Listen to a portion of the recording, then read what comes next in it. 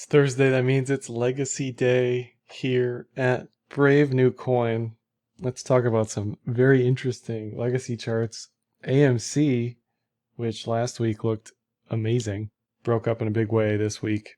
Unfortunately, I didn't take my own analysis seriously enough to actually jump into that trade, but we'll look at that. And the lesson there really is it doesn't matter what it looks like, or it doesn't matter what the ticker is, as long as you know a market bias, the resolution of that bias is usually pretty clear. So we'll start with the usual suspects. The VIX in the line chart here continues to decline. The volatility index, the fear index, the lower this goes for crypto's sake, the better.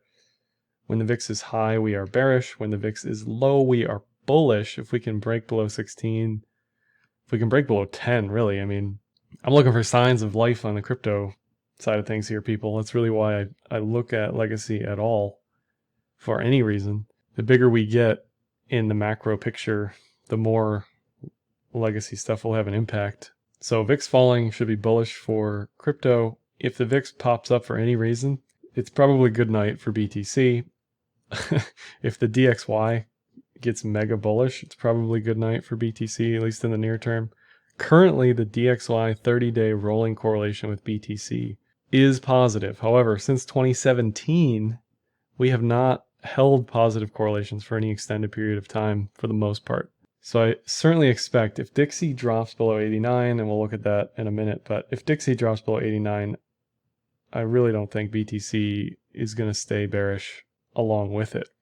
The gold correlation has been highly negative, rather unusual as well. We're mostly positively correlated with gold.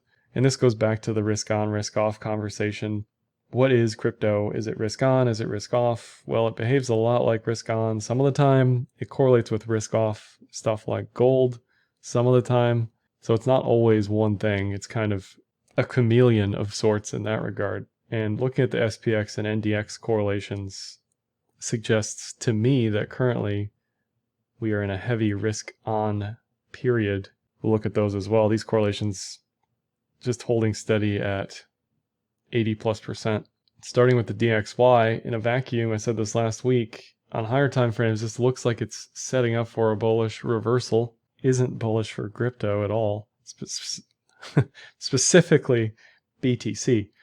We also have this multi-week bullish divergence with this falling wedge formation. So I really hope this falling wedge does not break up. For crypto's case, this needs to keep drooping to have a bullish impact in crypto, in my opinion.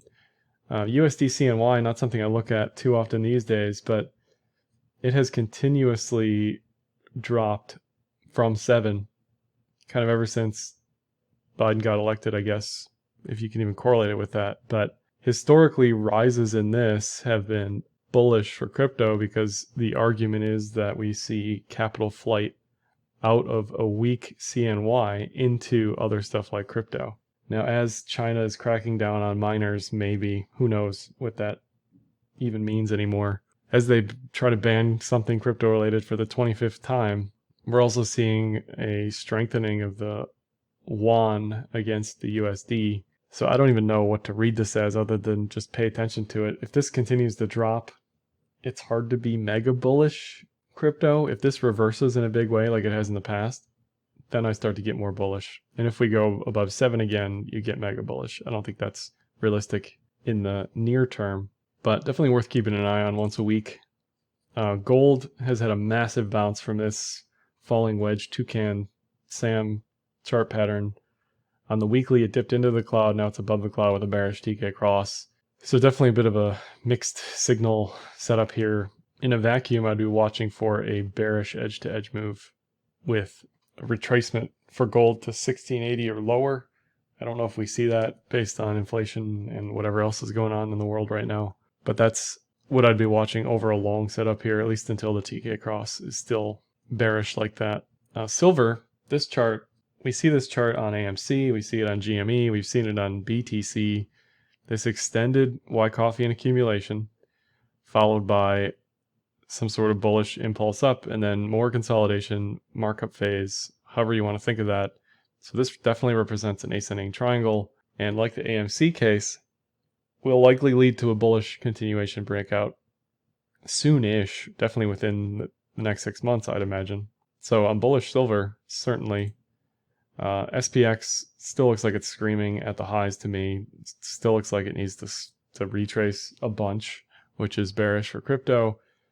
It's at the yearly pivot here. So can we push through this with a bear div? Potentially, I don't know. But I never get long on charts that look like this because it's just way too overextended. On the weekly chart, NDX the same, just a bit too overextended. Looks like it wants 1100, honestly, which again is not bullish for crypto. But if we do not retrace to the downside, then you got to get bullish crypto again. You know, the correlations are right there telling you to stay bullish crypto as long as stocks are bullish. Here's GME, which again, you had this just crazy 2019, 2020, an insane January. You know, that's one thing that these DeFi people don't necessarily understand is that everything has taken off since January. You know, the altcoins of the stock world like GME and AMC exploded for whatever meme reasons, but the true test for crypto is, can it remain bullish when GME isn't bullish, you know, when we're not in this crazy situation.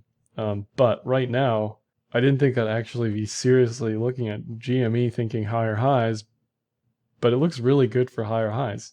Call this an Adam and Eve, call this a triangle, call this an ascending triangle, whatever, call it a bullish Kumo breakout on the daily, and you take that measured move to its like maximum high, maximum low, and you get 550 plus for GME, which is a 2x from here. I mean, it's potentially a 3x from here. It's just insanity, right? It's not even a bear div yet on the daily. So yeah, this looks good for up in the next couple weeks, certainly. And AMC, I mentioned last week, broke up in a big way today. Just a mammoth, can't even get the word out, a monumental breakup on this chart. Again, ascending triangle post consolidation, multi-month consolidation in this case, into January. So if anything, people probably rotate from AMC into GME or Doge, honestly. If the Robinhood stocks are bullish, then the crypto stuff on Robinhood probably gets bullish. Coin still looks rather pathetic to me. This is the Coinbase legacy chart. I don't really have any comments one way or the other. Doesn't really look too healthy.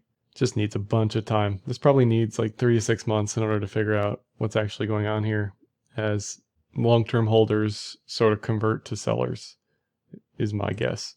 MSTR, they have a big BTC treasury, obviously, and they're worth watching because they have an 80% correlation with BTC. So if this starts to turn up in a big way, you start to get more bullish on crypto as well. Currently, it's got a 4-hour bull div that it's working through, but it doesn't really look like much of anything to me right now. Until this is back above 800 plus, it's hard to get like super bullish. Just it has a ton of volume resistance on the way up. You know, that's what it's going to be dealing with over these next few weeks. Square, also BTC treasury, looks okay. Certainly better than BTC looks as far as back into the daily cloud. Super neutral here overall, trend wise. Just needs more time. Probably needs 2 to 4 weeks to figure out whether this will lead to bullish trend continuation or not. Definitely in a holding pattern. Even GBTC looks better than spot BTC does. It's back at that 200-day moving average.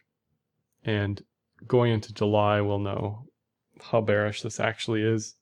If it continually gets denied at the 200 and the cloud, and just we get lower lows, right? That's not good for the bullish side of things.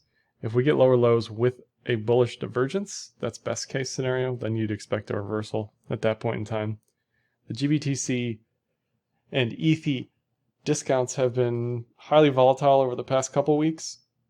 Kathy Wood of ARK Invest bought around 20 million GBTC a few days ago, which is what likely closed that discount temporarily.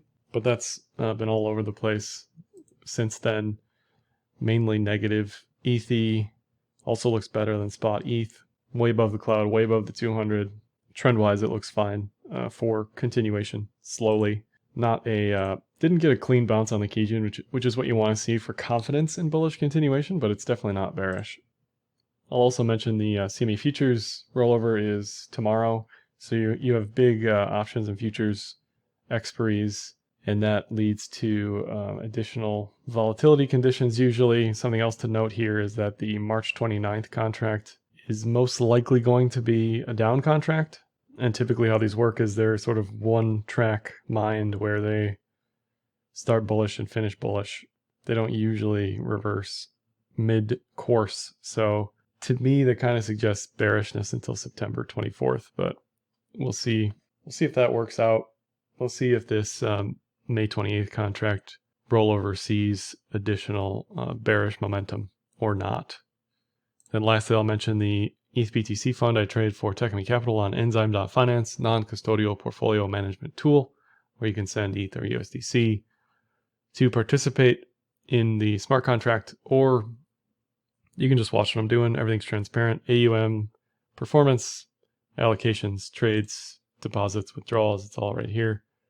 We also have a DeFi portfolio that took a beating over the past few weeks. And this is a DeFi blue chip portfolio, mainly based on fundamentals and not technicals. So that's all I have for this one. Like, dislike, comment, share, subscribe, and happy trading.